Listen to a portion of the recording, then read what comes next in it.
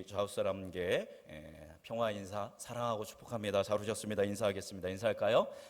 사랑하고 축복합니다. 잘 오셨습니다. 예, 오늘 이 꿈의 사람 또 순종의 사람이라는 제목으로 하나님의 말씀 나눌 때에 우리 권사님들, 치사님들, 청년들 또 청소년들 여러분 한 사람 한 사람 우리 성도님들에게 필요한 말씀을 채워 주실 줄 믿습니다. 우리 권사님이 기도하신 것처럼 돌아가실 때 기쁨으로 가벼운 발걸음으로 세상을 향해 나아가는 말씀의 시간이 되기를 간절히 소망합니다. 사람은 누구나 수면 중에 잠을 잘 때 무엇을 꾸게 되냐면 꿈을 꾸게 됩니다. 어떤 이들은 꿈을 기억하기도 하고 기억하지 못하지만 모두 꿈을 꾸게 됩니다. 그런데 그러한 꿈 하나하나에 너무나 큰 의미를 부여하는 것은 지혜롭지 못한 행동입니다. 오히려 어리석은 행동이다라고 할 수 있습니다. 왜냐하면 꿈 대부분이 어떤 꿈을 우리가 꾸게 됩니까? 개꿈을 꾸는 경우가 의미 없는 아주 그냥 그런 꿈을 꾸는 경우가 대부분이기 때문입니다. 그러나 아주 가끔은 우리는 의미 있는 꿈을 꾸기도 합니다. 의미 있는 꿈 중에 하나가 태몽일 수 있죠. 그죠? 저도 저희 어머니가 어떤 태몽을 꾸셨다고 얘기를 해주셨는데 여러분들도 아마 이렇게 태몽을 꾸고 또 태몽을 가지고 계실 것입니다. 저도 제 일생에 이렇게 그 의미 있는 꿈을 한 서너 번 꾼 적 있습니다. 그 중에 한 두 가지만 나눈다면 그 첫 번째는 아버님이 소천하시기 전에 10여 년 전에 수년 전에 수천하셨는데 소천하시기 한 달 전에 아버님이 돌아가시는 꿈을 꾸었습니다. 잠을 자던 중에. 근데 너무 실제적으로 몸에 와닿는 피부에 와닿는 꿈이어서 깨어났는데도 이게 꿈인지 생시인지 모르겠는 거예요. 그래서 제가 막 대성통곡을 하면서 긴 시간을 깨서도 울었던 기억이 있습니다. 그래서 이제 저희 집사람이 와가지고 왜 그러냐고 하면서 위로를 했지만 아무리 위로를 해도 제가 어마어마하게 그렇게 눈물을 흘렸던 적이 있습니다. 그런데 당시 아버님이 굉장히 긴 시간 동안 투병 생활을 하고 계셨거든요. 그런데 그 마음에 그 꿈을 꾸었을 때 이게 뭔가 의미 있는 꿈이구나라는 마음이 들었고 아버님을 이제 하나님께 보내드려야 할 마음에 준비를 해야겠구나라는 마음이 제 안에 들어서 마음의 준비를 했고 그리고 나서 한 달 후에 아버님이 소천하셨습니다. 소천하시기 전에 시골집에 방문해서 아버님 그 시골 저희 고향에 방문해서 임종 예배를 다 드렸습니다. 아버님 이제 모시고 말씀 선포하고 그리고 아버님께 천국에 소망이 있느냐, 예수 그리스도에 대한 구원의 확증이 있으냐 했을 때 아버님은 아주 담대하고 담담하게 나는 죽으면 하나님의 나라에 간다. 예수님이 나의 구원자다. 이렇게 고백하시고 그리고 며칠 후에 소천을 하셨습니다. 그래서 이 모든 상황이 제가 그런 꿈이 하나님이 저의 마음을 준비하시도록 하셔놓던 그런 꿈이구나 해서 그런 모든 장례 일정을 굉장히 은혜롭게 맞았던 그런 기억이 있습니다. 또 한 가지 꿈은 제가 전임 전도사 때 어느 교회를 섬기고 있었는데 그 교회를 오랫동안 섬기다가 이제 그 교회를 사임하게 됐습니다. 사임하고 나서 어떤 훈련을 선교 단체에서 훈련을 받았는데 나중에 한 가지 교회를 향한 꿈을 꾸게 된 거예요. 그런데 그 교회에 굉장히 어려움이 닥치는 그런 꿈을 꾸었고 여러 가지 상징적인 의미 있는 것들을 한 가지 한 가지 보았습니다. 그런데 실제적으로 그 모든 일들이 제가 꾸었던 꿈대로 그 교회가 어려움을 겪는 것을 보았습니다.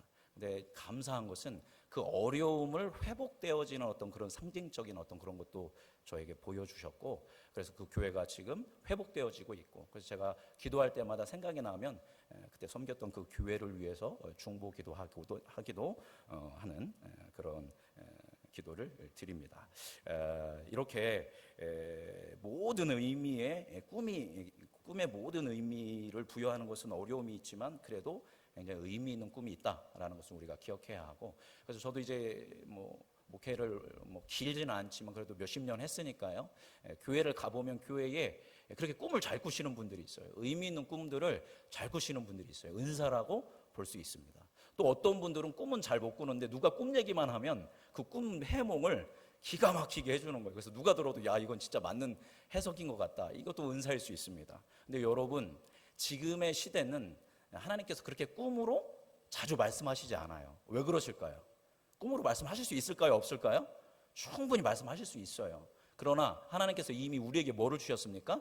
말씀에 하나님의 계시 말씀을 주셨기 때문에 우리는 말씀을 통해서 하나님의 음성을 듣고 하나님의 뜻을 알 수 있거든요. 꿈으로 말씀해 주시는 것은 아주 드물다라는 거죠. 그렇기 때문에 내가 나 자신에 대한 꿈, 또 누군가에 대한 꿈을 꾸었을 때 그것을 쉽게 입 밖으로 내뱉어서는 안 된다라는 겁니다. 틀릴 수도 있는 거니까요. 그리고 나에게 그런 뭐 소중한 꿈, 또 뭔가 미리 말씀해 주시는 듯한 꿈을 꿨을 때는 그것을 막 사람들에게 이야기할 것이 아니라 내가 그것을 삶으로 살아내면 되는 겁니다.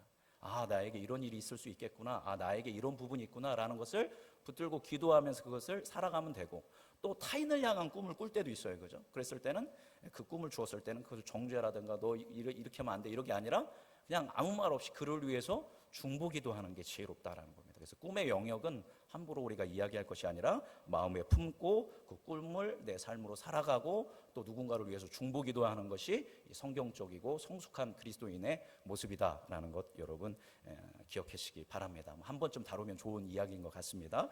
자, 그런데 이 성경에 보면 이렇게 꿈을 통해서 하나님의 뜻을 알고 또 그것을 잘 해석하고 그것을 따라갔던 몇몇 사람들이 있습니다. 여러분, 꿈의 사람 하면 구약에 나오는 사람이 있죠. 성경에서 꿈의 사람 하면 누굽니까? 요셉이죠. 뭐 제가 설명하지 않아도 여러분 너무 잘 알 겁니다. 요셉이 꿈을 꿨고 그 꿈으로 인해서 형들에게 미움을 받게 되고 그래서 애굽의 종으로 팔리게 됩니다. 그래서 애굽에서 열심히 살았는데 또 누명을 쓰고 감옥에 갇히게 되죠. 근데 감옥에 갇혀 있을 때 술 관원장의 꿈을 해석해 줍니다.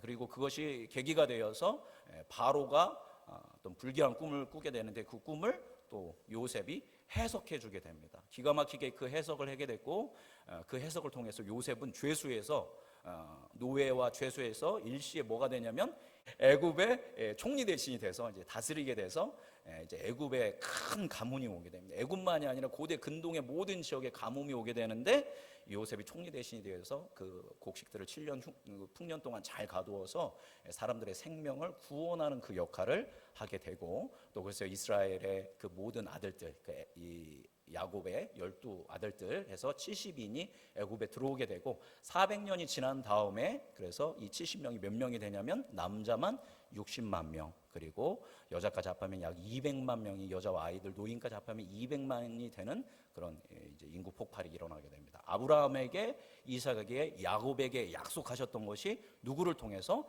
꿈의 사람 요셉을 통해서 성취된 것입니다. 그런데 요셉이 대단한 사람이어서가 아니라 요셉에게 하나님께서 뭘 주신 거예요? 꿈을 주셨고 꿈을 풀이할 수 있는 해석할 수 있는 지혜를 주셨고 그래서 요셉은 그것에 한 스텝 한 스텝 한 걸음 한 걸음 그것을 쫓아갔을 때 결국 이스라엘을 구원하고 또 고대 근동이 많은 사람들이 굶어 죽을 수밖에 없는 상황에서 많은 이들을 구원하는 그런 역할을 요셉이 감당했고 그래서 성경에서 예수님을 가장 많이 닮은 사람으로 누구를 얘기하냐면 이 요셉을 이야기하는 경우가 많은 것을 볼 수 있습니다. 이 사람이 바로 이 꿈의 사람이었고 순종의 사람인 요셉입니다. 그런데 여러분 이 구약에 이 꿈의 사람이 있는데 여러분 신약에도 이 요셉과 버금가는 그 꿈의 사람이 한 명 있습니다. 신약에서 꿈의 사람은 누굴까요? 네, 뭐 여러 이름이 나오는데 바로 예수님의 아버지인 누구입니까? 요셉이었다라는 겁니다. 공교롭게도 구약의 꿈의 사람이 요셉인데 신약의 꿈의 사람도 뭐예요? 요셉이다라는 겁니다. 동명이인이죠. 하나님께서는 아주 중요한 순간마다 이 예수님의 이 법적인 아버지였던 요셉에게 현몽하여 말씀하셨다라고 이야기합니다. 우리 성경에 현몽이라고 하는데 오늘 본문에도 나오죠. 이 현몽은 뭐냐면 꿈을 얘기하는 겁니다. 꿈으로 말씀하셨다라는 거죠. 1장 20절을 보면 주의 사자가 현몽하여 이르되 라고 쓰여 있고요. 2장 13절 보면 주의 사자가 요셉에게 현몽하여 이르되 또 2장 19절에 보면 주의 사자가 애굽에서 요셉에게 현몽하여 이르되 그래서 총 몇 번이냐면 총 4번을 나타나게 됩니다. 무엇으로? 요셉이 꿈을 꿀 때에 하나님께서 주의 사자를 보내서 이제 그 주의 사자를 통해서 하나님의 소식, 하나님의 뜻을 이 요셉이 듣게 된다라는 거죠. 자, 그러면 요셉은 도대체 어떤 꿈을 꾸었는지, 그리고 그 꿈을 꾸었을 때 어떻게 해석하고 반응했는지 이게 굉장히 중요합니다. 그래서 우리도 이것을 통해서 본받을 부분, 우리가 우리의 삶으로 삼아야 할 부분들이 많이 있습니다. 그래서 한 가지 꿈을 보도록 하겠습니다. 첫 번째 꿈입니다. 첫 번째 꿈은 이 청년 요셉에게는 이 요셉은 나이가 많아야 20대 초반이었을 겁니다. 왜냐하면 이스라엘은 이미 남자는 12세의 송년식을 하게 돼요. 그런데 요셉에게는 사랑하는 약혼녀가 있었죠. 바로 누구예요?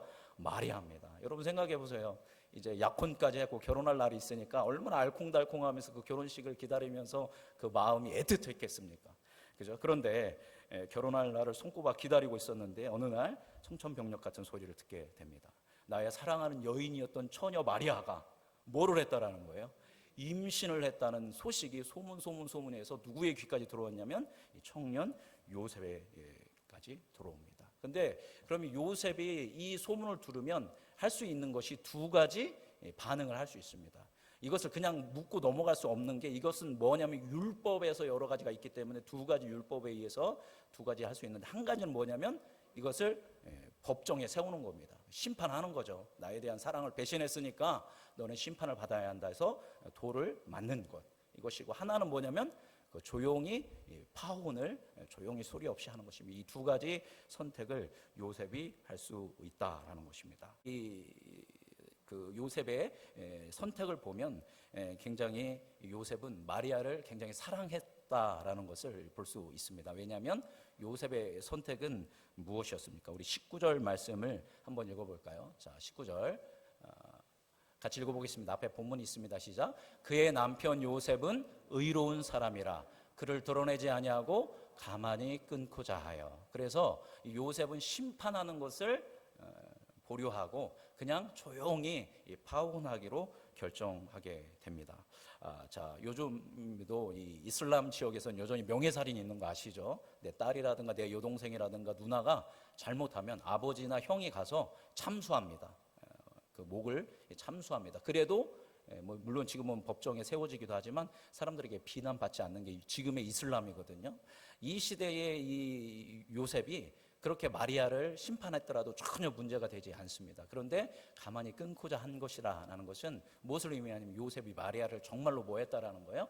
사랑했다라는 것을 보여주는 것이고, 또 요셉은 어떤 사람이냐면 의로운 사람이고 굉장히 신앙적으로 성숙하고 사람이 인격적인 사람이었다라는 것을 이 본문 말씀은 보여줍니다. 그래서 이제 요셉은 마음에 결정 내리고, 내가 마음이 너무 아프지만 또 분하기도 하고 억울하기도 했고 배신감에 마음이 아팠겠지만 그냥 조용히 넘어가기로 하게 됩니다. 그렇게 마음을 결정했는데 갑자기 꿈을 꾸는데 누가 나타난 거예요?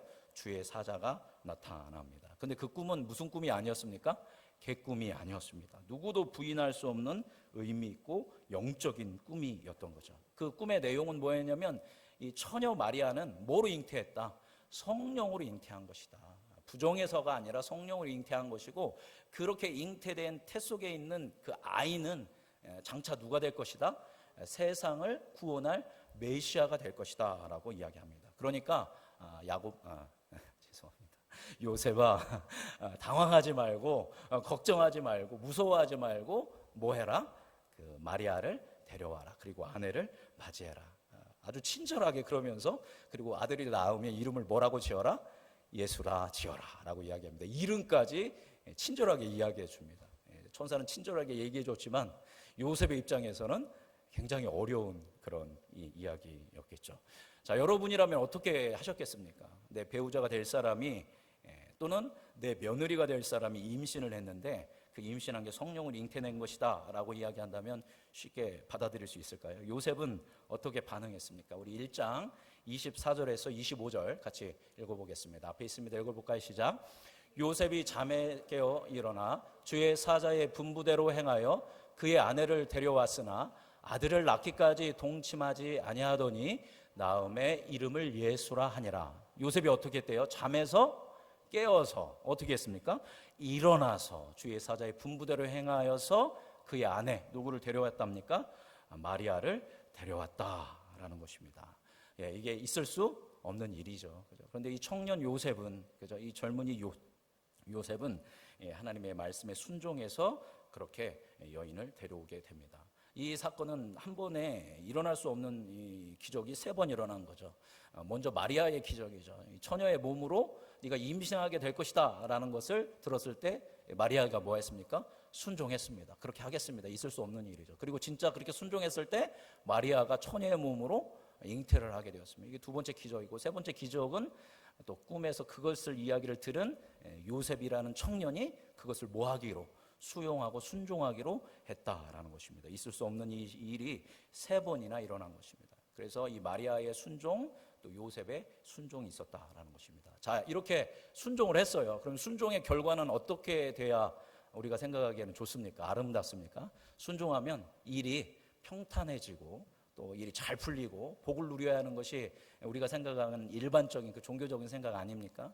요셉이 이렇게 순종했을 때 어떤 일이 일어나게 될까요? 이 두 번째 꿈입니다. 우리 2장 13절 읽어보도록 하겠습니다. 자, 2장 13절 읽어보겠습니다. 시작. 그들이 떠난 후에 주의 사자가 요셉에게 현모하여 이르되 헤롯이 아기를 찾아 죽이려 하니 일어나 아기와 그의 어머니를 데리고 애굽으로 피하여 내가 내게 이르기까지 거기 있으라 하시니. 아멘. 여기 보니까 그들이 떠난 후에, 여기 그들은 누구냐면 동방박사입니다. 동방박사들이 헤롯에게 왕으로 아기가 태어난 아기가 어딨냐라고 이제 이야기를 주거니 받거니 하고 이제 예수님을 이제 경배하고 이 동방박사들이 떠나게 됩니다. 그랬을 때 또 주의 사자가 요셉에게 현몽했습니다. 현몽에 나타났다는 건 뭘로 나타났다는 거죠? 꿈으로 나타나서 이야기합니다. 헤롯이 아기를 뭐 하려고 한다? 죽이려고 한다. 그러니까 너는 어디로 가라?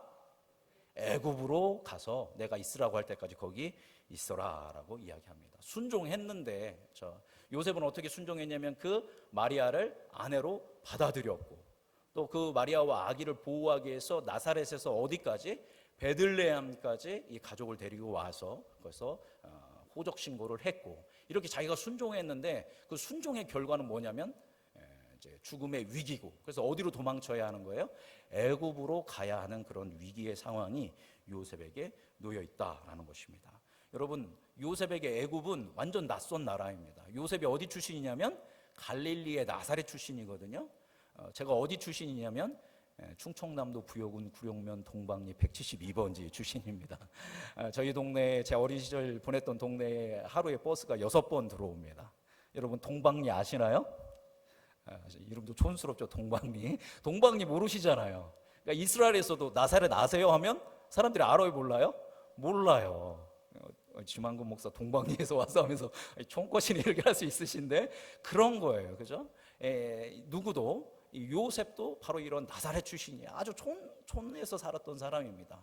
아주 큰 마음을 가지고 베들레헴까지 왔는데 이제 어디로 가라는 거예요? 당시 초강대국이었던 애굽으로 가라는 거예요. 그러니까 지금 동방리에서 살고 있던 저를 어디로 가라는 거예요? 갑자기 제가 농사 지었다고 하면 농사 짓고 있던 저한테 갑자기 어디로 가라는 거예요? 미국으로 가라는 거예요. 그죠? 그럼 미국으로 가면 다른 나라하고 말도 안 통하고 음식도 다르고 그게 엄청 어려운 일이거든요. 근데 요셉은 목수였죠. 우리가 잘 알듯이. 근데 갑자기 어디로 가라고? 애굽으로 가라고. 그 혼자 가라는 것도 아니고 누구 데리고 가라고? 여인과 이제 갓 태어난 아기를 데리고 그 먼 길을 애굽으로 가서 타향해서 음식도 다르고 언어로 다른 그곳으로 가라고 하는 더 어려운 일이 생기는 것입니다. 자, 순종의 결과는 요셉이 큰 순종을 했는데 순종의 결과는 잔잔했던 요셉의 삶 전체를 송두리째 뒤 흔드는 계속 어려운 일이 요셉에게 이렇게 일어나고 있습니다. 자, 그러면 현몽하여서 하나님이 꿈에서 그렇게 요셉에게 말씀하셨다면 요셉은 또 어떻게 반응했을까요? 이 두 번째 꿈이죠. 2장 14절에서 15절 함께 보도록 하겠습니다. 읽어볼까요? 시작. 요셉이 일어나서 밤에 아기와 그의 어머니를 데리고 애굽으로 떠나가 헤롯이 죽기까지 거기 있었으니 이는 주께서 선지자를 통하여 말씀하신 바 애굽으로부터 내 아들을 불렀다 함을 이루려 하심이라. 아멘. 여기 보니까 요셉이 그 꿈을 꿨죠. 꿈을 꿨는데 밤에 꿨겠죠. 당연히 자다가 꿨으니까. 어떻게 했어요? 밤에 요셉이 어떻게 했어요? 일어났어요. 일어나서 그 즉시 아기와 어머니 마리아를 데리고 어디로 갑니까? 애굽으로 가게 됩니다. 놀랍지 않습니까? 바로 이렇게 하나님의 말씀에 요셉은 뭐 하고 있냐면 직진하고 있는 거예요. 말씀하시면 그냥 오케이 하고 직진하는 거죠. 요즘 많이 쓰지 않지만 최근에 썼던 말이 이렇게 직진하는 남자를 뭐라고 하냐면 직진남이라고 합니다. 직진남. 그래서 요셉은 믿음의 직진남이었고 말씀의 직진남이었고 순종의 직진남이었다라는 것입니다. 그렇게 요셉은 자기가 받아들이기 어렵지만 하나님께서 말씀하셨을 때 순종해서 이제 어디로 가는 거예요? 애굽으로 가게 됩니다. 그래서 애굽에 가서 요셉은 그곳에서 적응하기 시작하죠. 하나님의 돌보심도 있었고 또 수중에 좀 재물도 있었어요. 왜 재물이 있었습니까? 동방박사가 가지고 온 세 가지 예물이 있었죠. 아마 그 예물을 팔아서 애굽에서 사용하지 않았을까. 그것도 있었을 것이고, 또 몇 년을 보냈는데 말은 통하지 않았지만 요셉의 직업이 뭐였습니까? 목수였기 때문에 애굽에서도 충분히 생활할 수 있었을 것입니다. 언어를 배우고 사람들과 친밀해지고, 그러면서 애굽에서 터전을 만들고 이제 요셉의 가족이 거기서 적응을 했겠죠. 그렇게 어느 정도 적응을 했을 때 역시 또 하나님께서 무엇을 통해 말씀해 주십니까? 꿈을 통해서 말씀해 주십니다. 이쯤 되면 꿈꾸는 게 아마 무서워질 것 같은데, 자, 뭐라고 꿈을 꾸게 됐냐면 2장 19절에서 20절 같이 읽어보겠습니다. 시작. 헤롯이 죽은 후에 주의 사자가 애굽에서 요셉에게 현모하여 이르되, 일어나 아기와 그의 어머니를 데리고 이스라엘 땅으로 가라. 아기의 목숨을 찾던 자들이 죽었느니라 하시니. 자, 이제 누가 죽었어요? 헤롯이 죽었습니다. 그러니까 이제 뭐로 해라? 일어나서 다시 이스라엘로 돌아가라 라고 얘기하시는 것입니다. 일껏 와서 열심히 애굽에서 자기 기술 가지고 적응했는데 보내실 때는 언제고, 또 갑자기 뭐 해라? 돌아가라 라고 이야기하는 것입니다. 이거 역시 쉬운 일이 아닌 것이죠. 자, 이번에 요셉은 또 어떻게 반응했을까요? 2장 21절 같이 읽어보겠습니다. 시작. 요셉이 일어나 아기와 그의 어머니를 데리고 이스라엘 땅으로 들어가니라. 이번에도 요셉은 어떻게 했어요? 일어나서 그 하나님의 말씀에 순종해서 이스라엘 땅으로 들어갔다라는 것입니다. 정말 믿음의 직진남, 순종의 직진남이라고 할 수 있겠죠. 그런데 또 문제가 하나 발생합니다. 그렇게 순종해서 애굽의 모든 걸 정리하고 또 이스라엘로 돌아갔는데, 이스라엘의 왕이 누가 됐냐면 헤롯 왕은 죽었지만 헤롯의 아들인 헤롯 아킬라오가 왕이 됐다라는 것입니다. 근데 여러분은 잘 모르시겠지만 세계사를 보면, 세계사로 공부해 보면 이 헤롯 아킬라오가 어떤 사람이었냐면 굉장히 포악하고 잔인한 사람이었습니다. 그래서 사람들을 막 십자가에 막 닥치는 대로 못 박아 죽이기도 하고, 반란 일으키면 그대로 그냥 가서 죽였던 아주 그런 잔인한 그런 사람이었습니다. 그래서 당시에 로마 황제가 누구였냐면 옥타비아누스, 아우구스투스가 로마 황제였는데, 그 이스라엘 지역에서 하도 시끄러우니까 어떻게 했냐면 이 헤롯 아켈라오를 추방시켜 버립니다. 비엔나라는 도시로 너 더 이상 왕 자격 없으니까 거기서 통치 그만하고 나와. 사람들이 못 살겠다고 한다. 그렇게 해서 나중에 추방됩니다. 그 정도로 아주 그런 그가 무도한 사람이 헤롯 아킬라오였던 거죠. 그러니까 요셉이 이스라엘로 들어가면서 마음이 어떻겠어요? 굉장히 마음에 두려움이 생겼던 것입니다. 그랬을 때 하나님께서 또 이쯤 하면 또 뭐 하시겠습니까? 또 꿈으로 나타나서 말씀해 주십니다. 2장 22절에서 23절 읽어보겠습니다. 시작. 그러나 아켈라오가 그의 아버지 헤롯을 이어 유대의 임금됨을 듣고 거기로 가기를 무서워하더니 꿈의 지시함을 받아 갈릴리 지방으로 떠나가 나사렛이란 동네에 가서 사니, 이는 선지자로 하신 말씀에 나사렛 사람이라 칭하리라 하심을 이루려 함이로라. 아멘. 이번에도 하나님께서는 꿈을 통해서 갈릴리의 나사렛으로 가라고 말씀하셨고, 이에 요셉은 역시 나사렛으로 직진하게 됩니다. 자, 오늘 우리가 요셉이 총 몇 번의 꿈을 꿨습니까? 4번의 꿈을 꾼 것을 볼 수 있습니다. 4번의 꿈을 통해서 하나님의 뜻을 알게 되었죠. 그랬을 때마다 요셉은 어떻게 했어요? 묻지도 따지지도 않고 직진으로 순종하는 것을 볼 수 있습니다. 하나님께서 하나님의 사자를 통해 요셉에게 꿈으로 보여주시고 말씀해 주신 모든 일들은 하나같이 다 받아들이기 어려운 것들이었습니다. 앞서 말씀드렸던 것처럼 순종을 통해서 요셉의 삶은 송두리째 뒤 흔드는 그런 힘든 일이었던 것입니다. 그러나 요셉은 어떻게 했다? 순종했다라는 겁니다. 1장 24절, 2장 14절, 2장 21절에 보면 요셉이 순종할 때 어떻게 순종했다라고 기록되어 있냐면, 죄송한데 한번 띄워줄 수 있습니까? 1장 24절. 저기 보니까 요셉이 어떻게 했습니까? 잠에서 깨어 어떻게 했대요? 일어나서라고 합니다. 2장 14절 보여주시겠습니까? 2장 14절 보면 요셉이 어떻게 했어요? 일어나서라고 기록되어 있죠. 또 2장 21절. 자, 여기 어떻게 써 있습니까? 요셉이 일어나서 뭐 했다라는 거예요? 순종했다라는 것입니다. 요셉은 어떻게 이렇게 거침없이 또 담대하고 강하게 묻지도 따지지도 않고 직진남으로 순종할 수 있을까요? 순종할 때마다 계속 어려운 일들이 발생함에도 불구하고 그는 어떻게 이렇게 계속 순종할 수 있었을까요? 1장 19절 말씀 보도록 하겠습니다. 읽어볼까요? 시작. 그의 남편 요셉은 의로운 사람이라 그를 드러내지 아니하고 가만히 끊고자 하여. 요셉은 어떤 사람이었다라고 기록하고 있습니까? 의로운 사람이었다라고 기록하고 있습니다. 여기서 의로운 사람, 의인, 성경에 대놓고 이 사람은 의인이다, 이 사람은 의로운 사람이다 라고 한 사람은 5, 6명밖에 안 됩니다. 그 중에 한 사람이 바로 예수님의 법적인 아버지인 요셉이었다라는 거죠. 우리가 요셉은 그렇게 소홀히 다루는데 요셉은 어떤 사람이었다? 의로운 사람이었다라는 겁니다. 그러면 여기서 의롭다라는 말은 어떤 의미일까요? 정의 어떤 이런 부분보다도 이 의롭다라는 것은 성경에서 의인이라 함은 하나님을 잘 신뢰하는 거예요. 정말 철저하게 하나님이 나의 구원자라는 것을 믿는 믿음입니다. 그 믿음을 바탕으로 해서 하나님의 말씀을 삶으로 실제적이고 구체적이고 지속적으로 살기 위해서 힘쓰고 애쓰는 사람을 누구라고 한다고요? 의인이라고 합니다. 다시 한번 정리할게요. 하나님을 잘 믿습니다. 그래서 그 믿음을 바탕으로 해서 하나님의 말씀대로 살기 위해서 실제적이고 지속적이고 구체적으로 애쓰는 사람을 이야기하는 겁니다. 그렇게 살려고 힘쓰고 노력하는 사람을 의미합니다. 바로 그렇게 요셉은 젊은 나이였음에도 불구하고 서진이 정도 나이 되는, 그죠? 우리 피아노 치는 청년 서진이 정도 되는 나이였음에도 불구하고 하나님을 신뢰하고 그 말씀을 붙들고 살기 위해서 실체적이고 구체적이고 지속적으로 열심히 살아갔던 그런 의로운 사람이었다는 거예요. 그렇기 때문에 하나님께서 말씀해 주셨을 때 그것에 뭐 할 수 있었던 겁니까? 순종할 수 있었다라는 겁니다. 여러분, 하나님이 갑자기 꿈에 나타나서 여러분에게 어떤 것에 말씀해 주시면 그거 순종할 수 있으실 것 같으시죠? 쉽게 순종할 수 없다라는 겁니다. 순종도 뭐가 있어야 하냐면 순종하기 위한 힘이 있어야 돼요.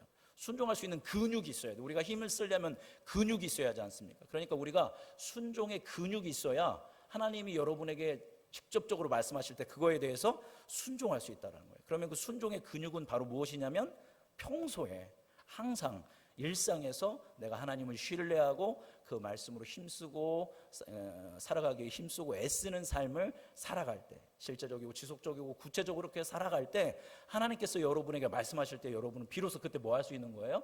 순종할 수 있었다라는 겁니다. 그래서 요셉은 바로 그렇게 의로운 사람으로서 순종을 이룰 수 있었다라는 것입니다. 모든 어려움을 돌파하고 하나님께서 주신 꿈을 붙들고 순종하면서 그렇게 나아갈 수 있었다라는 것이죠. 여러분, 그렇게 요셉이 꿈을 통해서 하나님께 말씀해 주신 것에 하나하나 순종했을 때 요셉 가운데 어떤 일이 일어납니까? 요셉은 예수님과 피가 섞이지는 않았습니다. 우리 지난 시간에 혈맥에 대해서 이야기를 했지만 그쪽으로는 예수님은 피가 섞이지는 않았습니다. 그러나 그 집안의 계보에 속해 있죠, 법적으로. 그렇기 때문에 요셉은 예수님과 피가 섞이지는 않았지만 분명하게 예수님의 법적인 아버지가 되었습니다. 예수님을 태어나자마자 예수님한테 누가 이름을 지어줬을까요? 오늘 본문 말씀 보니까 요셉이 이름을 지어줍니다. 요셉이 그 이름을 뭐라고 해요? 예수다라고 해서 예수님의 이름을 천사가 가르쳐준 대로 요셉이 이름을 명명해 줍니다.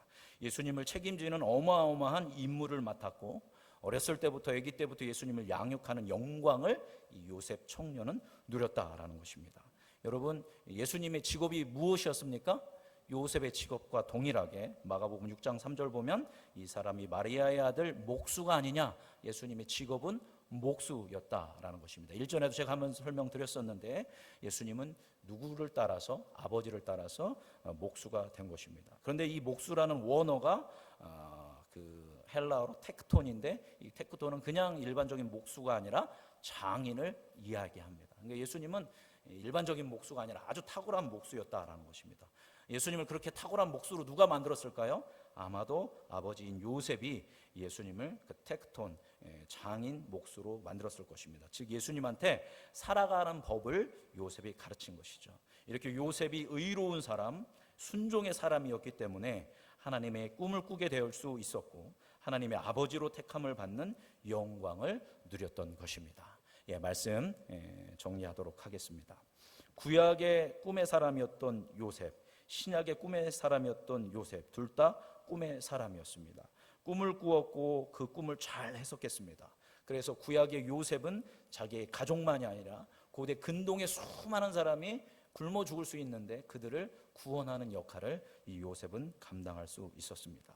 또 신약의 요셉은 온 인류의 구원자 되실 예수님이 태어나시도록 도왔습니다. 예수님의 죽음의 위기가 있을 때 애굽으로 피난해서 예수님을 보호했고, 예수님이 어린 시절부터 최소 12세의 나이가 될 때까지 최선을 다해서 살아가는 법을 가르치고 양육하여서 온 세상이 예수 그리스도를 통해서 구원받을 수 있는 그 구원의 문을 연 사람이 누구라는 거예요? 이 청년 요셉이었다라는 것입니다. 두 요셉 모두 꿈의 사람이었고, 모두 순종의 사람이었고, 모두 구원의 길을 여는 그 역할을 감당했다라는 것입니다. 사랑하는 우리 음성중앙교회 성도 여러분, 이 두 요셉처럼 우리 음성중앙교회 모든 성도님들도 하나님 주시는 꿈을 꾸고 하나님 주시는 꿈을 이루어서 나의 삶, 그리고 우리 가정, 그리고 우리 이웃, 우리 지역, 이 민족을 예수 그리스도의 이름으로 구원을 하도록 쓰임 받는 그런 위대한 삶을 살아가는 여러분이 되기를 예수 그리스도의 이름으로 축원합니다. 또 요셉처럼, 이 두 요셉처럼 하나님을 신뢰하고 그 말씀대로 살아가기로 힘쓰고 애쓰는 그 순종의 근육을 키워서 하나님이 말씀하실 때 일어나서 직진남처럼, 그죠? 요셉처럼 여러분도 일어나서 하나님의 말씀에 순종해서 하나님의 역사를 이루는 하나님의 일꾼들이 되시기를 예수 그리스도의 이름으로 축원합니다. 하나님께서는 이 시대에 바로 하나님의 꿈을 꾸는 사람, 그리고 그 꿈을 이루며 순종하는 그 구원의 세계를 이루는 사람을 찾고 계신 줄 믿습니다. 바로 여러분 한 분 한 분이 그 하나님이 찾으시는 한 사람이라는 것을 기억하며 우리 음성중앙교회 모든 성도님들이 꿈의 사람, 순종의 사람이 되기를 간절히 소망합니다. 기도하겠습니다. 살아계신 하나님 아버지, 오늘 마태복음 1장 말씀을 통하여 꿈의 사람, 순종의 사람 요셉에 대해서 말씀을 나누었습니다. 네 번의 꿈을 꾸었고 네 번의 꿈을 통해서 하나님이 말씀하실 때 정말 받아들이기 너무나도 어려운 것이었지만 꿈의 사람 요셉은 믿음으로 그것을 받아들이고 온전히 순종하였고, 그것을 통해서 예수 그리스도를 보호하고 예수 그리스도가 장성하도록 돕는 영광스러운 삶을 살았던 것을 바라봅니다. 우리 음성중앙교회 모든 성도님들도 이와 같은 요셉처럼 꿈을 꾸고 하나님의 꿈을 받고 또 하나님의 꿈을 이루는 순종의 사람들이 되도록 인도하여 주시기를 간절히 소망하며 사랑이 많으신 우리 구주 예수 그리스도 이름으로 감사하며 기도드립니다. 아멘. 찬송가 490장 찬양하겠습니다.